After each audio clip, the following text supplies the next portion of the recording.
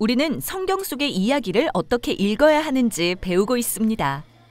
네, 그리고 좋은 이야기에 빠질 수 없는 요소 중 하나가 갈등을 접하고 이를 극복하는 등장인물입니다.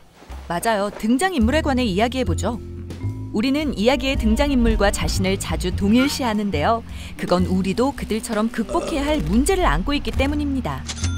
네, 그리고 좋은 이야기의 등장인물은 누구나 공감할 만한 갈등도 겪어요. 우리는 이들이 직면한 문제에 어떻게 반응하고 그로 인해 어떤 결말을 맞는지 볼 수 있는데요. 등장인물을 통해 저자는 인간의 존재에 대한 자신의 관점을 보여주죠. 성경도 예외는 아닙니다. 성경의 인물들은 마치 거울처럼 우리 자신의 본성을 비춰주죠. 그런데 성경의 등장인물들에겐 동질감을 느끼기가 어려워요. 자세한 정보가 너무 적거든요. 네, 성경 저자들이 등장인물을 만드는 방식은 현대와는 달라요. 그들은 최소한의 정보로 많은 걸 전달하길 선호하죠. 예를 들어 성경에서 외모가 묘사된 경우는 드문데 만약 그랬다면 이야기에서 매우 중요한 의미를 지닙니다. 사울은 키가 크고 다윗은 왜소했다는 것처럼요? 네, 그러한 외모는 인물의 인격을 반영합니다. 사울의 키는 높은 지위와 권력을 좋아하는 그의 인격과 일치하는 반면 다윗은 낮은 지위를 겸손히 인정하고 하나님께 쓰임받죠. 인물의 외모가 상징적이라는 건가요? 네, 아주 자주요. 예를 들어 에서의 털이 많은 몸은 동물적인 행동과 어울리고 야곱의 매끈한 피부는 잘 속이는 교활한 성격을 나타내죠. 성경의 등장인물에 대한 다른 단서도 있나요? 많은 경우에 이름도 인물의 역할을 상징하는데요. 아브라함의 뜻은 히브리어로 많은 무리의 아버지, 야곱은 속이는 자, 룻은 위로이고 사울은 요청된 자입니다. 그의 모자람에도 불구하고 백성의 요청으로 세워진 왕이죠. 성경 이야기들은 적은 정보 속에 이런 의미들을 담아 많은 내용을 전하고 있군요. 또 현대의 독자라면 알고 싶어 할 만한 등장인물의 생각이나 동기마저 생략된 경우가 많습니다. 맞아요. 예를 들어 모세가 이집트 사람이 이스라엘 사람을 때리는 것을 보고 그를 죽여버리잖아요.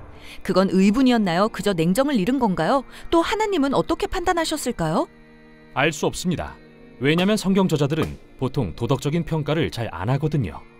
대신 인물의 말과 행동을 통해 동기를 드러내고 결과를 바탕으로 우리가 그 행동을 판단하도록 합니다. 모세의 경우 이 살인 사건은 그의 분노가 나쁜 결과를 가져오는 패턴의 시초가 됩니다. 이 선택으로 그는 광야로 도망가 40년이나 숨어 지내야 했죠.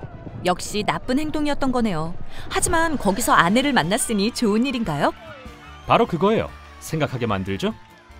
이러한 기법들 덕분에 성경 이야기들이 간결하고 기억에 남으면서도 흥미로울 수 있는 겁니다. 하지만 진짜로 모세는 좋은 사람인가요? 나쁜 사람인가요? 아니, 고전을 보면 항상 좋은 사람과 나쁜 사람이 나오잖아요. 멋진 영웅이 못된 악당과 맞서 싸우는 것 말이요. 네, 그렇게 등장인물을 단순화하면 아이들에게 선과 악의 존재를 가르치기엔 편리합니다. 하지만 성경은 동화책이 아니에요. 등장인물들이 우리처럼 복잡하게 선한 면과 악한 면을 다 갖고 있죠. 성경에서 흠이 없는 사람은 거의 없어요. 믿음의 영웅인 아브라함이나 다윗 왕은 어떤가요? 이집트인 여종과 동침하고 자기가 살기 위해 2번이나 아내를 위험에 빠뜨린 그 아브라함이요? 그리고 자기 부하의 아내를 범하고 결국 남편을 죽이기까지 한 그 다윗이요? 이 이야기들은 절대 단순하지 않아요. 이를 통해 성경은 우리처럼 타협하는 인간들의 실상을 보여주는 겁니다. 정말 놀라운 건 그들의 실패에도 불구하고 하나님이 계속 함께해 주신다는 거예요. 즉, 어떤 인물이 하나님께 부름을 받아 전투에 이기고 성공하거나 부유해졌다고 해서 그 사람처럼 행동하라는 뜻이 아닌 거군요. 그렇죠. 사실 성경의 등장인물을 따라하는 건 아주 위험할 수 있어요.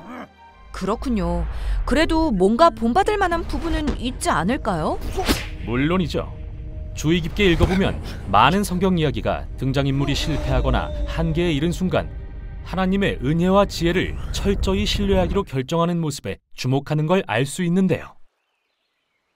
이들 이야기는 겸손히 순복함으로써 진정으로 하나님을 기쁘시게 해드리는 인간상을 보여줍니다.